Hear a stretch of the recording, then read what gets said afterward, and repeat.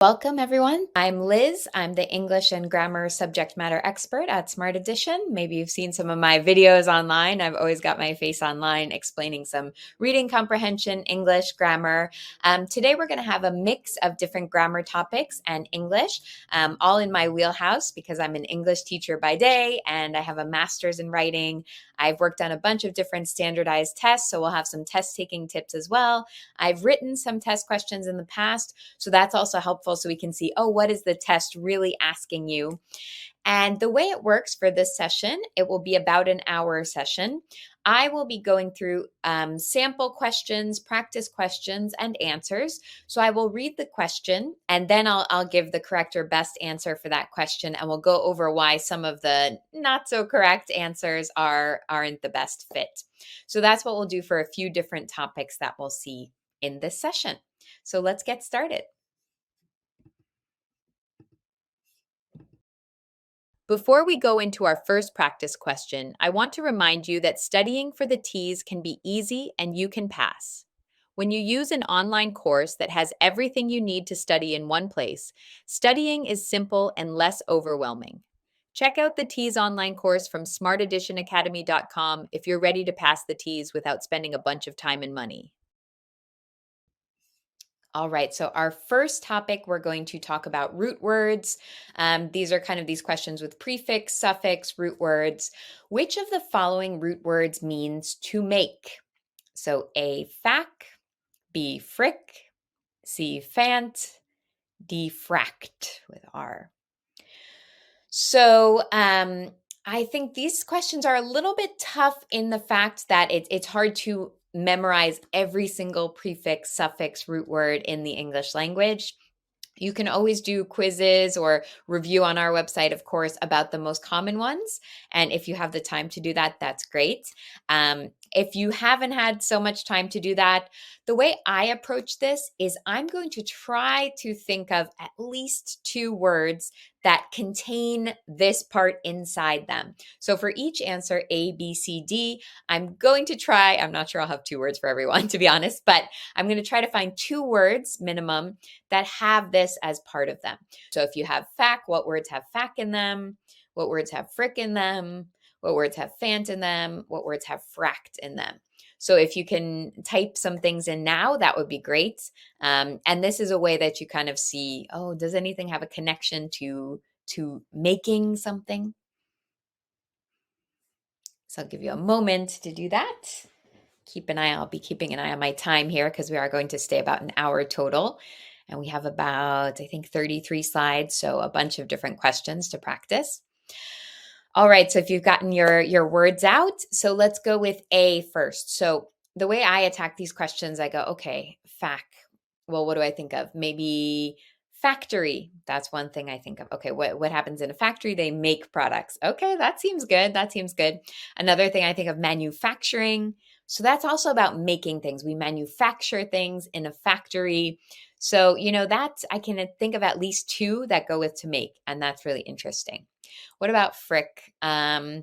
This one, I think I'm only able to come up with friction, things rubbing together, friction, like sandpaper. Yeah, friction. I can't really think of another one offhand. I don't really think of anything frick with to make. I don't really have an association. So for now, I like A. C, fant. Okay, I can see like, fantasy, for example, something you imagine, some kind of a vision you see. Phantom is spelled differently. Maybe it comes from the same thing.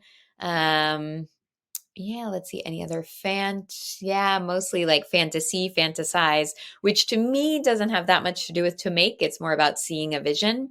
So I don't love that answer. And next one, fract. So if you got the same ones, I'm thinking fracture. So you break a bone. Oh, you have a fractured arm. Ooh. Or fraction. In math class, you do fractions. What are fractions? We break numbers into pieces. So I start to think, oh, fract, that's probably more break. So the one that has the biggest connection to make, manufacturing, factory, it's A. I think the challenge with these, it's not an exact science, but I think the best approach that you can have, unless you want to memorize every root, prefix, suffix, is to try to think of as many words for each one as you can. So I think that's the best. And you'll kind of start to get a common theme that ties them together. All right, we're on to our second practice question now. We're talking about formal and informal language. Which of the following sentences uses the most formal language? So, what does it mean when we talk about formal language? This is language we're going to use at work, at school, job interview. It could be in something like a doctor's appointment, for example. I'm not super formal with my doctor personally, but at the same time, I talk to my doctor in a different way than I talk to a roommate or a friend or a family member. I do have a difference because I don't know them as well, and I have really a professional relationship. So it's really anyone that you don't know as well and you have a professional relationship, especially if it's in an environment like school or work, because you have to be very professional there. But anyone that you don't know that closely or you don't have like a personal relationship with, you would use formal language, more official, uptight kind of language. So let's look for the most formal language here. A, I'm sorry to tell you that you haven't been accepted. B, we regret that you haven't been accepted. C, we're sorry that you haven't been accepted. D, we regret to inform you that you have not been accepted. All right, let's go through them one by one. A, I'm sorry to tell you that you haven't been accepted. I would say there's some things that jump out to me, having done a few of these practice questions, of course. To tell you, if we compare that, we're going to compare that to things like to inform you. So if we compare those two, and we're looking for most formal, so we are comparing. Tell you is more a casual word to me. But that's not the biggest clue. To me, I also see two important clues, and they're both contractions. So what is a contraction? It's a word I'm and haven't. These words are smushed together words. We're not saying I am sorry. I am sorry, sir. We're saying I'm sorry. I'm sorry. It's smushed together I am to make I'm. It's just like a contraction when you're giving birth, the contraction. Here, we're smushing it together to make a shorter word, which makes it not as formal. And then we have haven't. Not you have not, but you haven't. So one of the kind of cheat codes on these types of questions, if you see contractions, it's generally, I'm not going to say 100%, but generally more informal. So that's not really what we're looking for here. Let's compare to B though. Let's compare. We regret that you haven't been accepted. Yeah, I would say compared with I'm sorry to tell you versus we regret, I think we regret is a bit more formal. So, I'm looking for the most formal. So if I compare those two, I'll eliminate A and stick with B. And then let's keep comparing. C, we're sorry that you haven't been accepted. Again, we have the were, that's a contraction, we are. So I would get rid of that one. I'd stick for the moment with B. And then let's compare with D. We regret to inform you that you have not been accepted. So this is the most formal one. Why? There's two reasons. So we talked about before contractions, these smushed together words with an apostrophe. We don't see any. That makes it more formal. If you say to someone, I would like the pleasure of your company, instead of I'd like to go to the movies with you. I would like is more formal, the contractions informal. Here we don't see any contractions. So that's quite formal. Also, word choice is another thing. So if you think of something formal, it's something that would sound strange to say to your roommate. So if I tell my roommate, I regret to inform you that I have eaten all the Ben and Jerry's ice cream. That sounds strange because it's formal, because my word choice is formal. Oh, I have to tell you, I just ate all the ice cream. Tell you is more informal. Inform you is formal. So between the word choice of inform and then no contractions makes D the formal one. Let's go on to our next question. All right, we're still on formal and informal language. I'm going to be reading the question because I think with these verbal type of questions, it's not like math where you say, of course, 2 + 2 is 4. You have to justify why, what's the reason. So I think that'd be great too if you could put a reason in there as well. So which of the following sentences uses the most informal language? Okay, we've changed now. We had a formal language. Now we want informal language. So when do we use informal language? That's when we're relaxed. We're talking to people in our personal life. It's our personal time. We're just hanging out at the restaurant or we're hanging out at the park with our friends, with our family. It's more relaxed everyday language. let's go through our answers one by one. So you can be saying what you think is informal, is relaxed. Yeah. A, I talk to him sporadically. To be honest, if I just see A, it doesn't really give me either way. To me, this is a bit neutral. The one thing that makes it a little bit formal for me is the word sporadically, because if I'm really informal, I'd probably say, I talk to him sometimes. Yeah, I talk to him once in a while. To me, that would be more casually than this, longer, more advanced vocabulary is generally more formal. So maybe it's more on the formal side, but let's compare. Next one, B, I need to get dressed. Okay, I need to get dressed. It's pretty neutral to me. Yeah, I don't know if I could eliminate anything yet. Let's keep going. C, you'll be okay. You'll be okay. So I see something here. Do you see something that we talked about last time? Last time we didn't want contractions, these combined words, you will. Here it's you'll with an apostrophe. But here we do like that because that means it's informal. You'll be okay. And then also the word choice, okay. Oh, you'll be okay. Okay is a pretty relaxed word. So if you think of a formal document from the government, the country will indeed prosper. They won't say like, the country will be okay. So that means it's informal. I really like C. Next, D, the air outside is chilly. B and D to me are really neutral, which I think makes it a tough question. But if we think of that contraction, you'll, and then the word choice of okay, C is informal. All right, on to our next question. Types of clauses. So what are clauses? Clauses are the parts of the sentence. So usually we can chop a sentence up into parts that are connected with certain words. We'll see that here. Fill in the blank with the correct coordinating conjunction. Desert climates are hot and dry, blank. Many plants grow there. What fits the best? So, yet, for, and. So why don't you try plugging in those coordinating conjunctions, which means a connecting word, a word that brings parts or clauses of a sentence together. So we're looking for the right connecting word that makes the most sense. All right, so I'm going to plug each one in one by one. We're going to see which connecting word, coordinating conjunction, works. Desert climates are hot and dry, so many plants grow there. This doesn't really work for me. Why? I have two ideas here. Desert climates are hot and dry. Okay, so if I think of hot and dry, I don't think of plants. When I take care of my plants and I forget to water them, they die and I don't have any plants anymore. But on the other side, we have many plants grow there. So it's kind of a surprise. And what I'm looking for is a contrast word that shows that these two ideas are different, but we're bringing them together. So doesn't work. So is a reason. If I say, I like chocolate, so I buy a lot of chocolate ice cream. The reason I buy a lot of chocolate ice cream is because. So is a reason type of conjunction. It doesn't work here.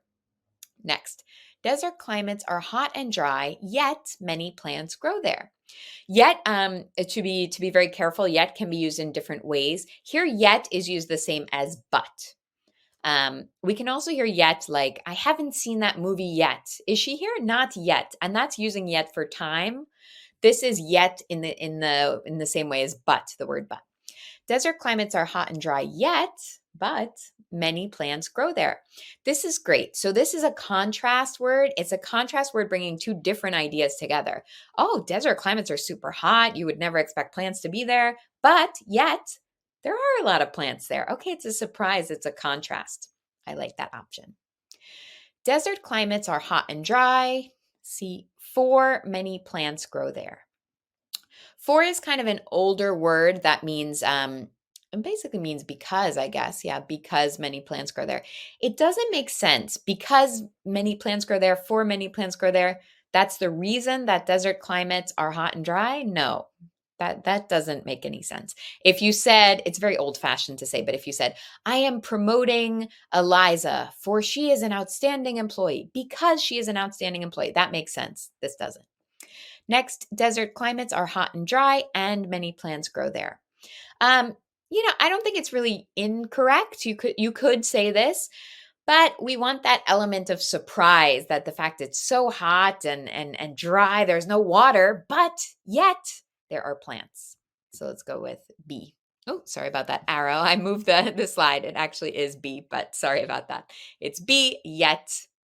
I got my formatting a little bit slippery there, but okay. So the answer is B, yet.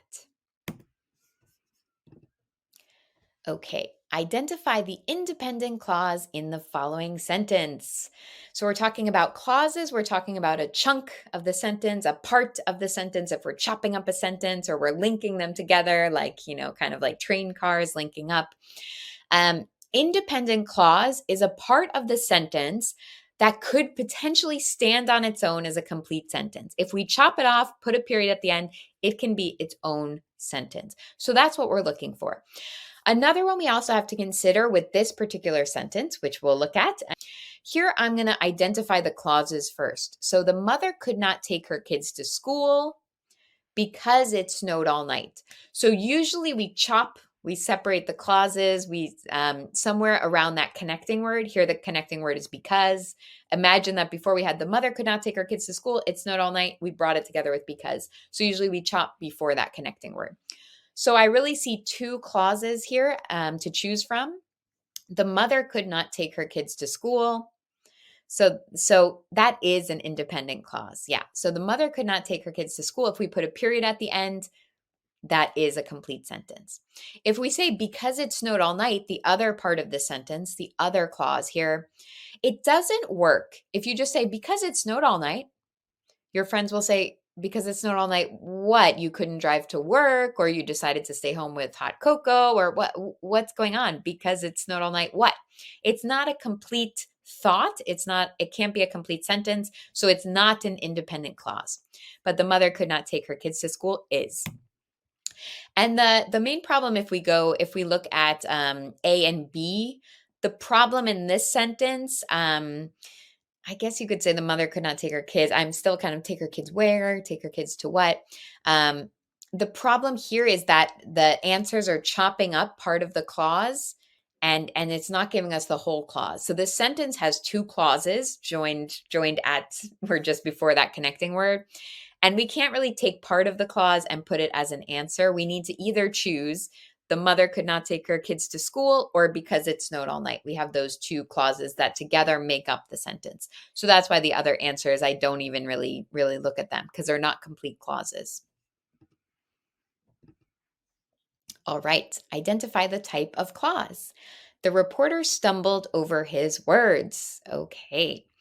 So is it a coordinate clause, a dependent clause, a subordinate clause, an independent clause?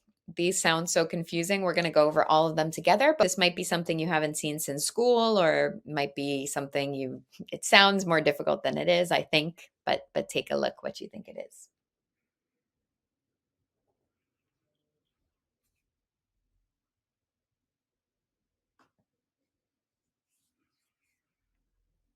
Okay, so we have our first choice is coordinate clause. So what that is it's in a sentence with the coordinating conjunctions, the connecting words like, there's an acronym for the connecting words. That's fanboys, the coordinate clauses. There's an acronym for them: for, and, nor, but, or, yet, so. So for example, if you have and in a sentence, I like chocolate and I can cook, one of those would be a coordinate clause because there's a coordinating conjunction in the middle. But here we don't actually have any connecting words, any conjunctions, and no coordinating conjunctions. So we don't have a coordinate clause. All right, so the next one, dependent clause. Actually, which makes things easy, B and C are really the same. We use them interchangeably. So we can say dependent clause, subordinate clause. We can say either one of those. Those are clauses. It's easier to remember with dependent, but they can't be alone. They can't stand by themselves. So we saw in the last answer was because it snowed all night. Because it snowed all night, what? That's a dependent clause because it depends on the rest of the sentence to complete the thought. It's a little bit needy. It can't be alone. It can't be by itself. But this clause, this sentence, is actually an independent clause. It can stand by itself. The reporter stumbled over his words. We have a subject, a verb. It's a complete sentence, so it's independent. It can stand alone. There we go. All right, on to verbs and verb tenses. What tense are the underlined verbs in the following sentence? We read a book and wrote a paper about it. Is that A, simple past, B, past perfect, C, simple present, D, present perfect? So if you're totally lost, we're going to go over what these verb tenses are, so don't worry about that. I mean, that's something you often don't know even if you grow up speaking English as your first language. We actually don't learn these that much. At least I didn't in my American school until I became an English teacher and then had to learn them. So let's go over these tenses. Okay, so what is simple past? Well, spoiler alert, it's what's in this sentence. The reason we call it simple is because if it's a positive, it's just one word. So if I say I go today, that's the present. I went yesterday. Just one word, I went. So I do my homework every day. I did my homework yesterday. So simple past is an action that's finished. And in the positive sentences, it's just one word, which makes it pretty simple. In the negative, it's not as simple because we say I didn't go, I didn't do my homework, but we'll ignore that for now because we have a positive here. Past perfect is what I call the past of the past. So if you say, before I moved to London, I had read all the Paddington books. I don't know, I just saw Paddington. So we have the past action, you moved to London in the past. So that's simple past, A. And then the past perfect, I had read all those books. So what you see here, it's not that simple because we have to conjugate had, and then we have to use the past participle of read. So we have two words in that positive. I had read. So that's more complicated than just saying I moved to London. I moved. I had read. Two words. We have a helping verb and a main verb, more complicated. So simple present. All right. So is this simple present? The complicated thing here is that you could actually say we read a book. Like if you say we read a book every week, it would look the same. We read a book as the simple past. But because we have two verbs and we have wrote, these are both irregular verbs, by the way. But because we see wrote, we know, okay, wrote is the past, write is the present. So if we had simple present, it would be something like we read a book and write a paper about it every week. Simple present is for like repeated activities or routines or things that are always true, like I am American, I like chocolate. But because we have wrote, we definitely know it's in the past, and we pronounce it read, even though they're spelled the same, because it's the past, the simple past. Next, on to the present perfect tense. It's not the answer, but let's review a little bit. If I say I have worked as a teacher for 4 years, I have worked, so I started 4 years ago, still going in the present. That's why we call it the present perfect. The reason it's not a simple past, well, it's not the past, first of all, because it's still true in the present, but we have a helping verb. So we have to say, I have worked. We have to conjugate have, and then we have to conjugate worked. It's not that simple. So present perfect has the helping verb and the other verb. So this is simple past. All right, so we just talked about helping verbs actually when we say things like I had read the Paddington books before I moved, or I have worked as a teacher. So which verb tense does not require a helping verb?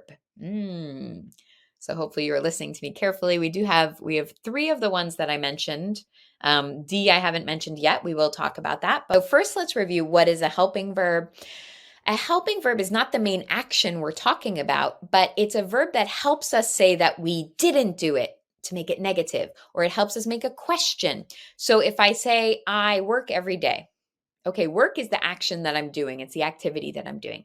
But if I say, I don't work on Saturday, don't is the helping verb that shows me it's a negative sentence. If I say, do you work with your friend? Do is the helping verb that helps me make a question. So they often help us make a different verb tense, help us make a negative, help us make a question. Let's review our different tenses pretty quickly because I did go over those. So past perfect, as I said, is the past of the past. I had read the Paddington books before I moved to London. So had is the helping verb, read is the participle. So it does have a helping verb, had. Simple present, I go to the store every day. I work, I sing, I like cookies.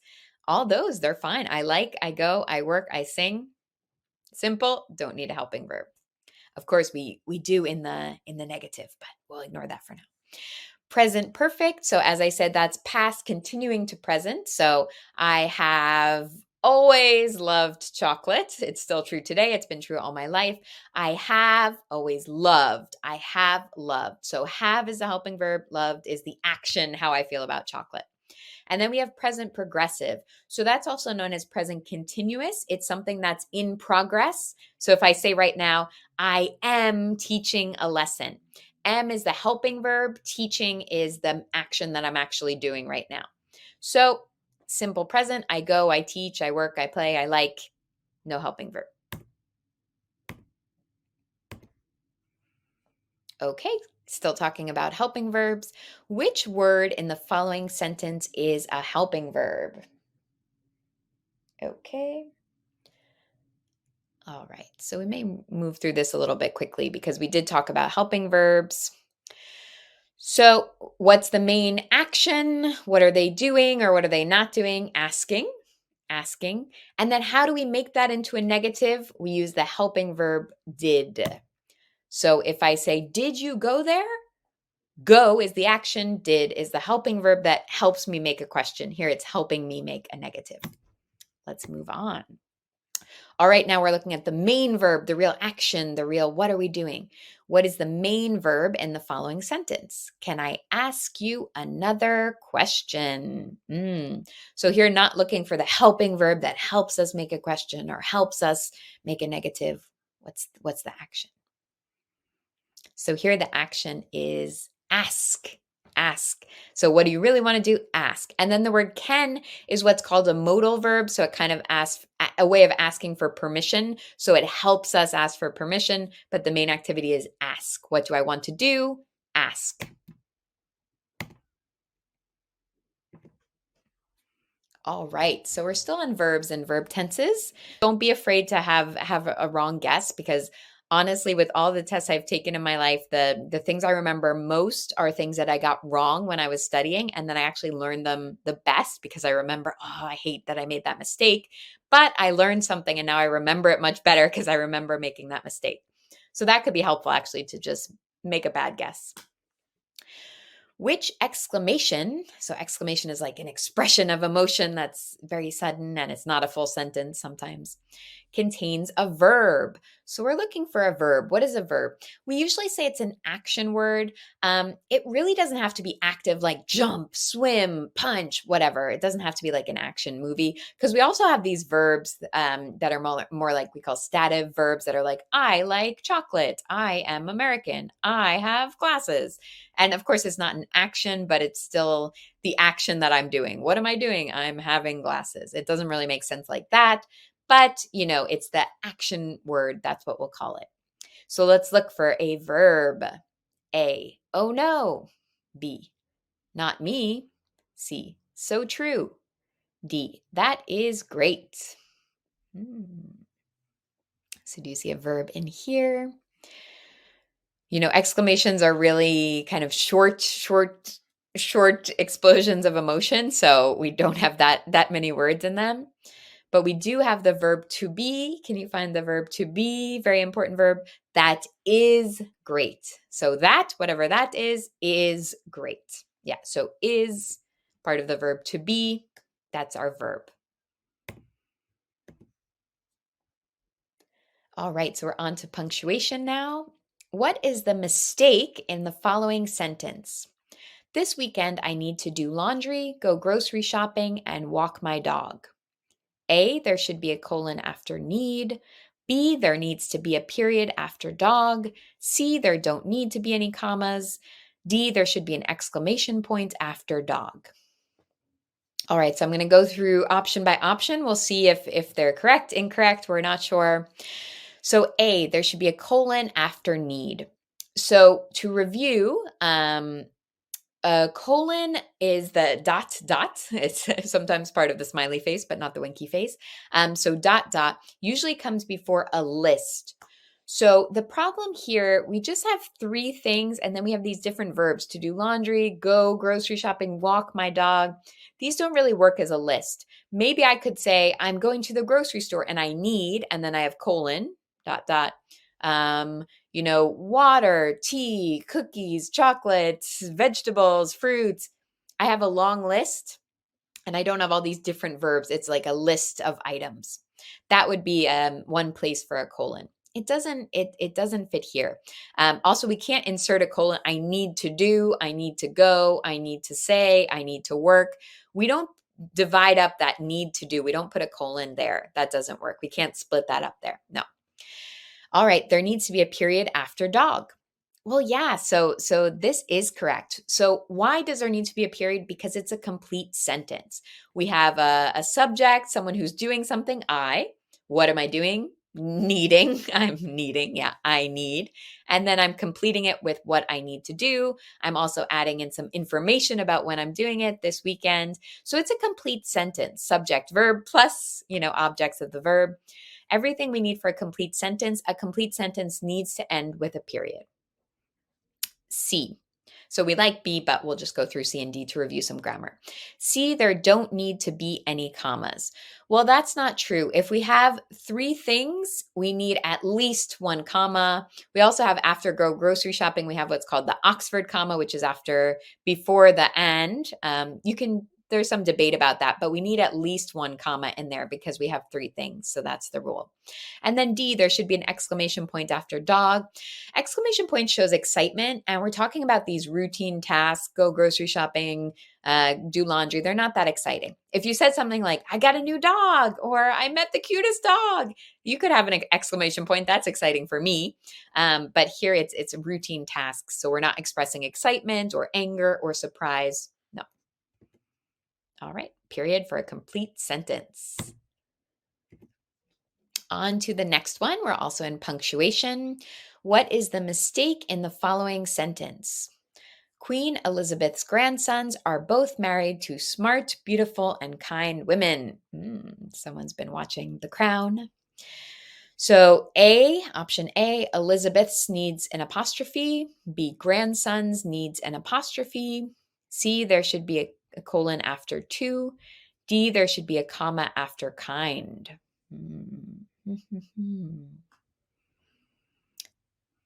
So A, Elizabeth's needs an apostrophe.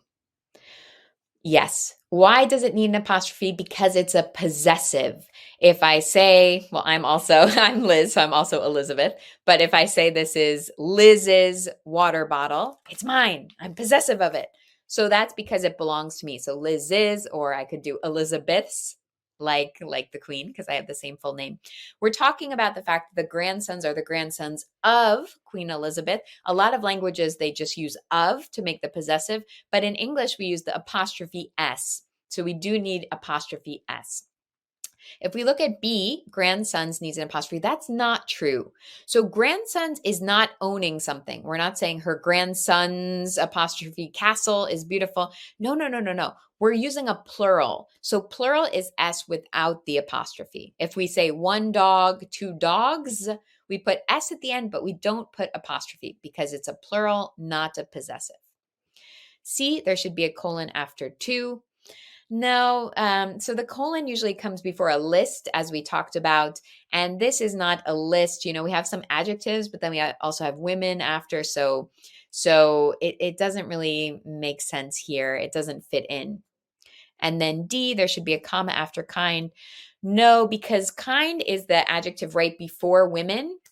And if we say something like, I have a blue shirt, we don't say blue comma shirt. That adjective right before the noun, that we don't split those up with a comma. No. So we need a possessive apostrophe. All right, punctuation continued. What is missing from the following sentence? Classical music helps with studying. I always listen to it before a test. A, there needs to be a colon after studying. B, there needs to be a semicolon after studying. C, there should be an exclamation point at the end. D, nothing is missing. So what do you think?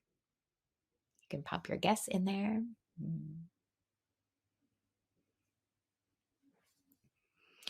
Okay, so the problem we have here, the way it was always explained to me, we have two clauses that could be, they're independent clauses. They could be independent sentences. If we just say classical music helps with studying, period. I always listen to it before a test, period. These are two independent clauses. When we bring two independent clauses together, a comma is not strong enough to bring them together. That's always how we speak about it. Maybe it doesn't make that much sense, but you can just kind of memorize that rule. The comma is not strong enough to connect these two independent clauses. But when we have two independent clauses that are connected in some way, like here, the fact that this music helps with studying and their routine about listening to it while studying, they're connected. They're on the same topic. They're relevant to each other.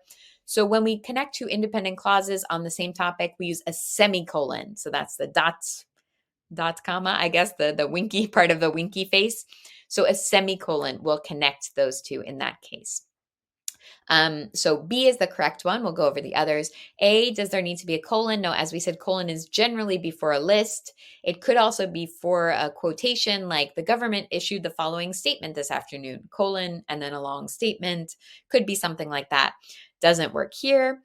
There should be an exclamation point at the end. Well, talking about your study routine is not exciting. It doesn't make you angry or surprised. No, no, no. Nothing is missing. Well, something is missing, or something needs to be changed because the comma is not strong enough to bring together two independent clauses, but a semicolon is.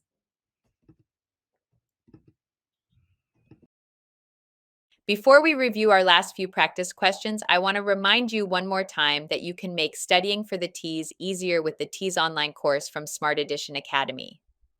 Our online course includes more than just videos and practice questions. The course includes a mobile app, interactive study lessons, videos for every practice question, flashcards, study planners, and more. Study smarter, not harder for your upcoming TEAS. Now let's finish up these practice questions. Okay, capitalization. So what's capital? What's uppercase, lowercase, big letters, small letters? Let's go. Which of the following is correct? So you can see, I don't know how to read them differently. A, gone with the wind. B, gone with the wind. C, gone with the wind. D, gone with the wind. Tried to differentiate those. What are we looking at here? Well, we're looking at a proper noun. So this is either, whether it's the book or the movie. So this is the title of something. It's a proper noun. It's the official name of something. We need to capitalize a proper noun. But just like when we say United States of America, we have a rule. Prepositions in general, which are 4 letters or fewer, and are not the beginning of the word. So not like "With a Little Help from My Friends" by the Beatles. That would be different because that's the first word. If the prepositions of 4 letters or less are not the first word of a proper noun, it's a little bit difficult to memorize, they are going to be little. So we kind of consider these prepositions in the middle or at the end of the word.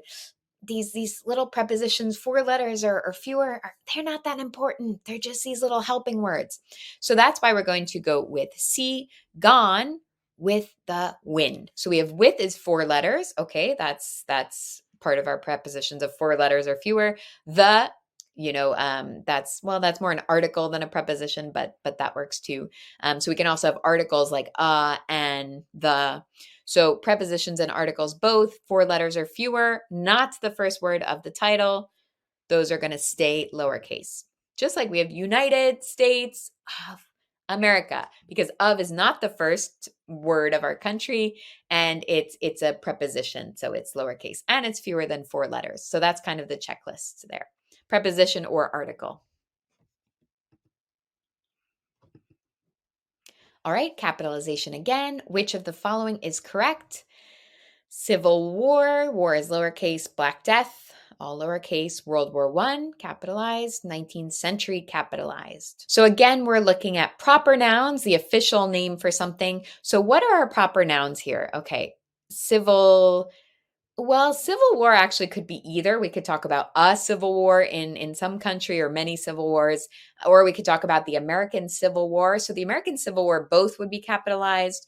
General term of a civil war, meaning people of the same country fighting against each other, would be all lowercase. Either way, this is not correct because it's not consistent. Black Death is the official name for an official disease and a period in the plague, very bad period. But it is the official name of that disease and that event, so it needs to be capitalized. B is incorrect. World War One, it's the official name for that event, for that war. So it's great that it's capitalized. It's not great that it happened, but it's great that it's capitalized. That is grammatically correct.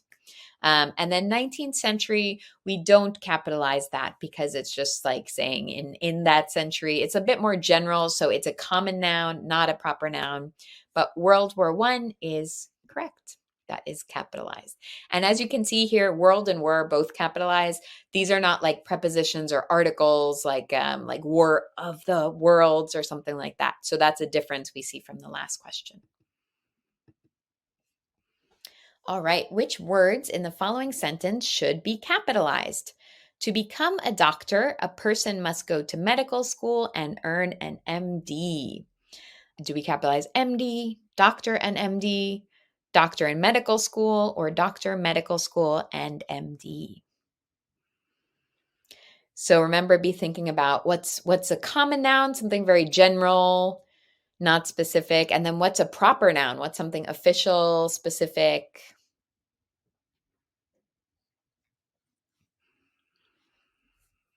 Okay, so let's look at A. Well, we could we could look at D and roll them out. Maybe we'll go for D and actually work backwards this time just to talk about this a bit. To become a doctor.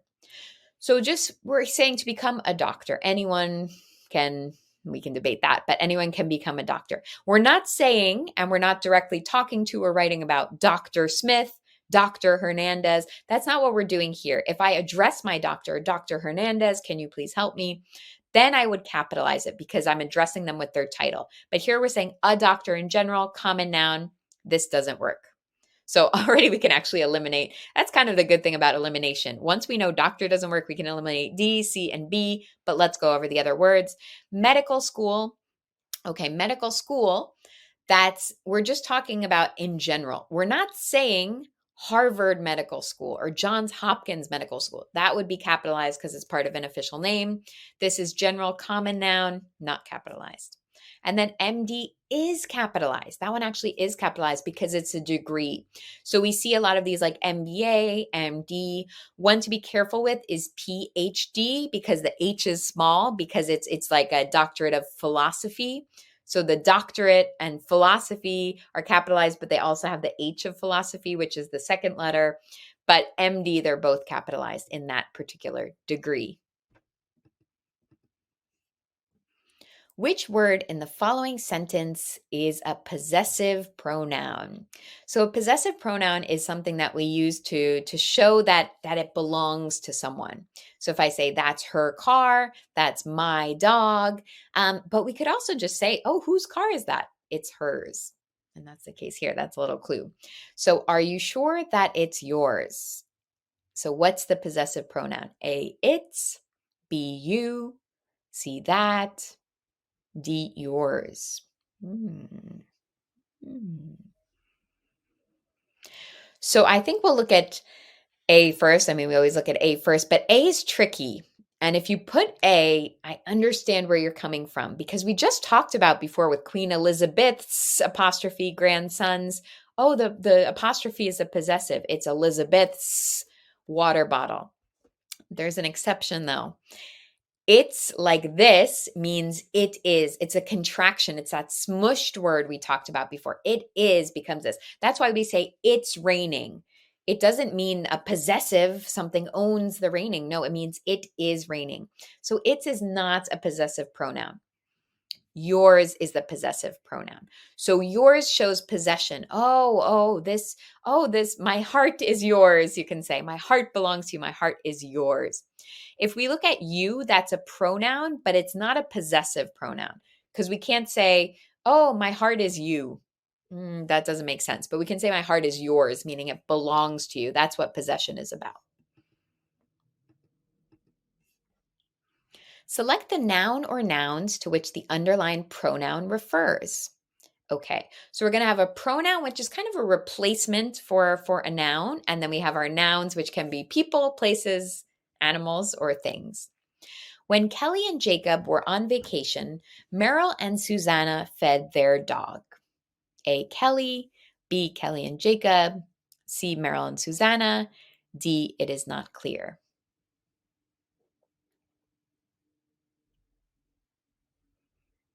Take a look. Okay, so when I've done this question before, I've actually eliminated the first one as incorrect because I've said, oh, there is a plural and the plural can't refer to Kelly. But at the same time, there are people who say they and their for one person. So let's leave A for the moment. Is it possible that it will be Kelly and Jacob? When Kelly and Jacob were on vacation, Meryl and Susanna fed their dog. So a lot of people will say that this is the answer because they'll say, oh, okay, they're on vacation, so they need a dog sitter. They need someone to watch their dog. But what about Meryl and Susanna? What if just Meryl and Susanna have a dog that they feed every day, whether when Kelly and Jacob are on vacation, when they're not? It's not clear. So this pronoun, that's the idea of this sentence, is that we need to make things clear.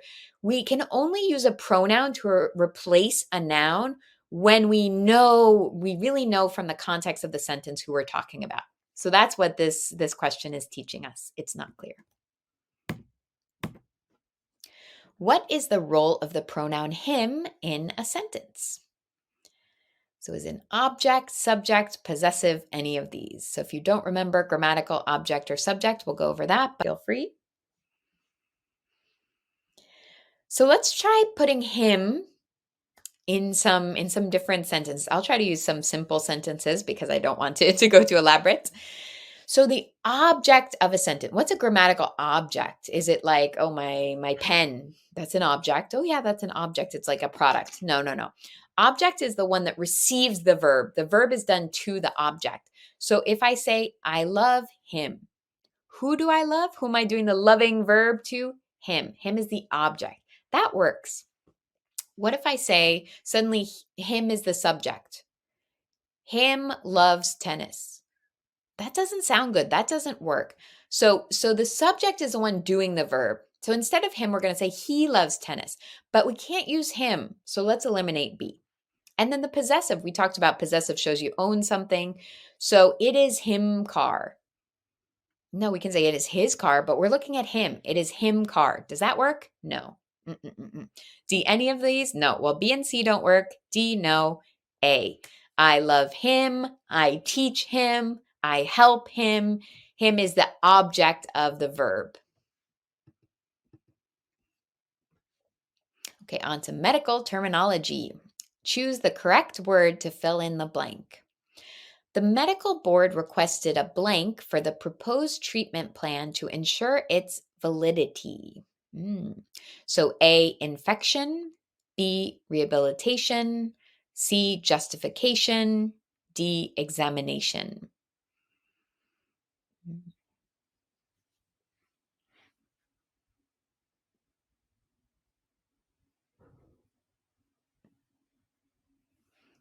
All right, let's go through word by word, stick them in, see if it makes sense. So the medical board requested a infection for the proposed treatment plan to ensure its validity.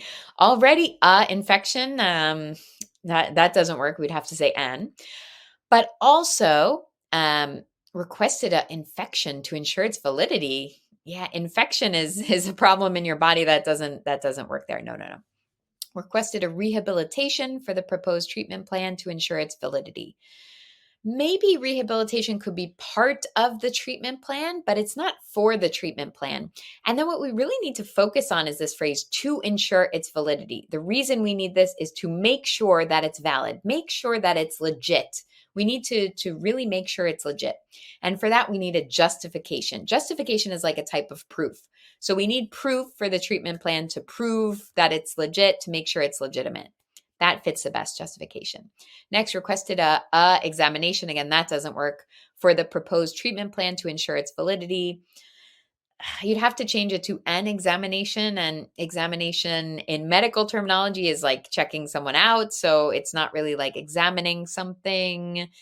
Yeah, it doesn't fit because of the and already. And justification is something that proves that it's valid. So that one works. Choose the meaning of the underlined word in the sentence. Due to his recent surgery, the patient was advised to abstain from consuming alcohol for at least 2 weeks. Is abstain, what does it mean? Does it mean to indulge excessively in a particular activity or substance?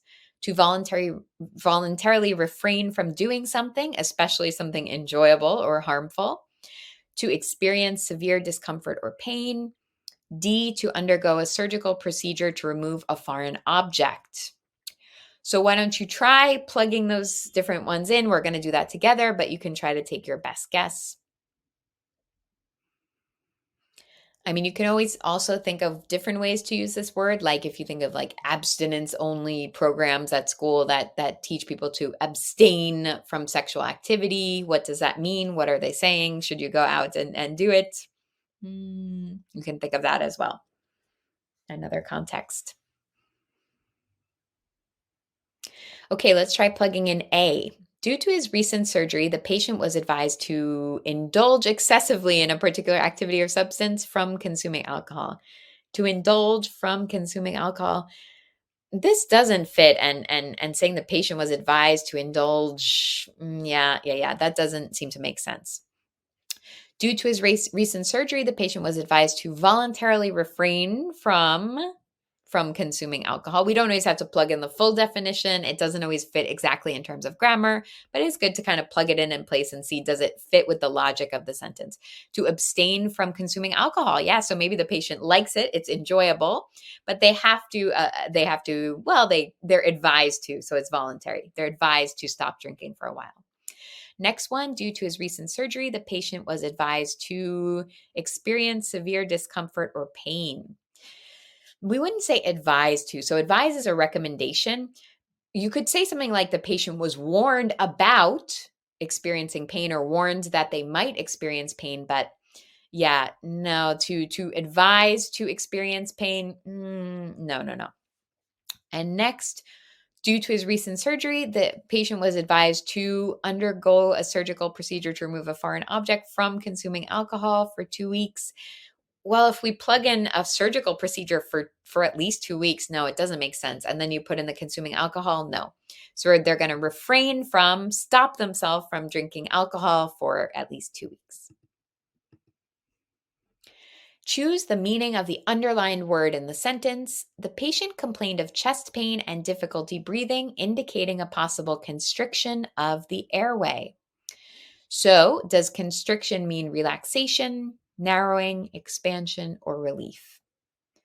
If you want to try plugging them in and see which one fits the most logically, that's always the way I attack these kind of definition questions. I always like to plug them in. Again, it's not always a perfect match in terms of wording or grammar.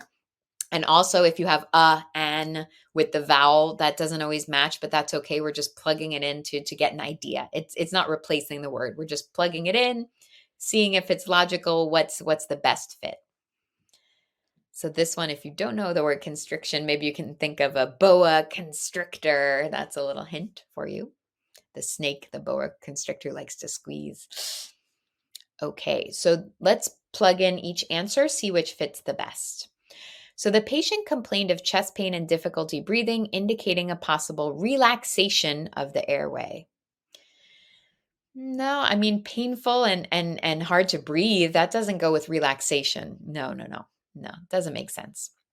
Let's go on to B. The patient complained of chest pain and difficulty breathing, indicating a possible narrowing of the airway. Okay. All right. So if it's hard to breathe, your airway is getting narrow. It's getting like this instead of wide. The opposite is narrow. And if we think of a boa constrictor, the snake, they wrap around things and they squeeze until it was wide. Now it's narrow. So constriction, narrowing, that fits. The patient complained of chest pain and difficulty breathing, indicating a possible expansion of the airway. So expansion is basically the opposite of narrowing. We often have opposite answers in a question. And having written these types of questions, it's often one of the opposites, but not 100%. So don't guarantee that. But if your airway is expanded, it seems like you would breathe better unless it's weirdly expanded, but narrowing would be harder to breathe. And then the patient complained of chest pain and difficulty breathing, indicating a possible relief of the airway. So relief, usually either you're feeling relieved or your symptoms have stopped. So that doesn't fit in there. Narrowing is the best choice. Okay, choose the meaning of the underlined word in the sentence. After undergoing intensive chemotherapy, the patient experienced a brief remission from their cancer symptoms. So let's go through, plug in the answers. So, after undergoing intensive chemotherapy, the patient experienced a brief delay in treatment from their cancer symptoms. Experienced a brief delay, like something being late from their cancer symptoms. No, that doesn't seem to fit there. Let's check the others, see if they make more sense.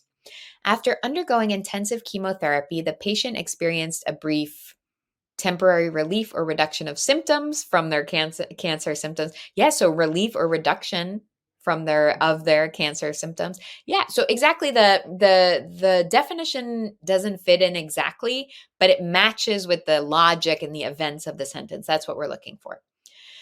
After undergoing intensive chemotherapy, the patient experienced a brief surgical procedure from their cancer symptoms. Surgical procedure from the symptoms. Yeah, experienced a brief surgical procedure.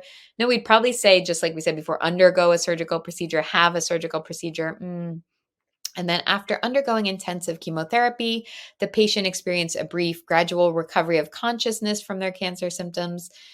No, I mean, you could say recovery from their symptoms, but when you're saying they're becoming conscious again, they're awake and alert again, that doesn't make sense there. So we're going to say remission is relief, reduction. All those have the kind of like the re prefix, which is one, like when you're remission, you were healthy and then you're sick and then you're back being healthy again. Relief is like you were stressed and now you're back being unstressed. Reduction is something went up and then it came back down. So it's like you're doing something again or you're back, like a return or redo or rethink. Let's rethink that idea. Yeah. So all those re prefixes can help too. All right, let's click through a little bit. I'll see if there's anything else we should do. Okay, let's just finish with this question because I think this question is pretty tough and we're going to go over it together. We're going to finish on a challenging one, so don't get discouraged, please. Select the meaning of the underlined word in the sentence based on the context clues. So in these kind of sentences, they don't expect us to know the underlined word. In this case, we're looking for the definition of it, but we're going to use the context of the sentence to guide us. So after his wife's death, the man became morose and would not talk to anyone. So let's try to plug in A. After his wife's death, the man became mute and would not talk to anyone. So what do you think of that answer? As I said, it's a really tricky question. So a lot of people will say, "Oh, not talking." Okay, that's what mute is. The problem here, I think, is that we have this phrasing would not talk to anyone. And when you say, I would not do that or I will not do that, it's really a refusal. My boss wouldn't give me a raise. It's like my boss refused to. He said no to giving me a raise. It doesn't mean he couldn't. And mute is really mostly used, from my understanding, you're unable to speak for psychological or physical reasons. It's more about being unable to speak. And here he's refusing to speak to people. So he's choosing not to speak to people. But I could see where you would see the word talk and say, oh, he's not talking. Very difficult, as I said. After his wife's death, the man became glum and would not talk to anyone. So glum, it's hard to do this one if you don't know glum. I mean, glum basically means down, depressed. So that fits with the fact that his wife has died. If he's depressed, yeah, he refuses to talk to people.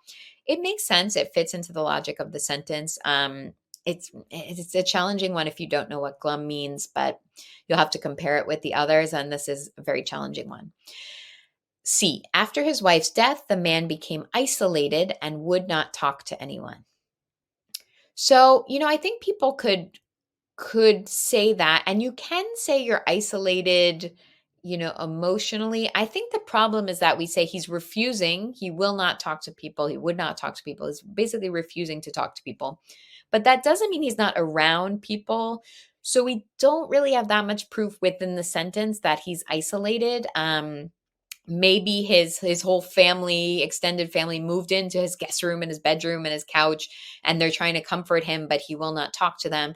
In that case, he's not isolated, but he is he is glum, he is depressed, he is down.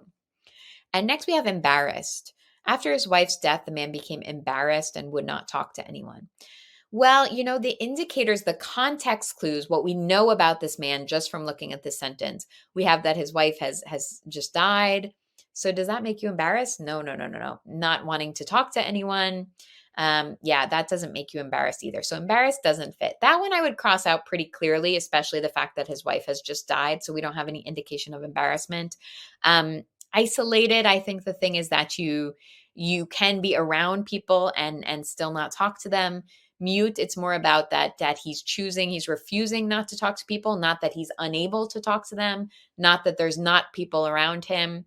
It's more that he doesn't want to talk to them because he's depressed, because he's down, because he's glum. But those are really tough ones. So if you didn't get that one, I definitely understand. This is one I had to study and prepare myself a lot. Thanks for joining us. Thank you for taking guesses, even when they're wrong or you find the question challenging.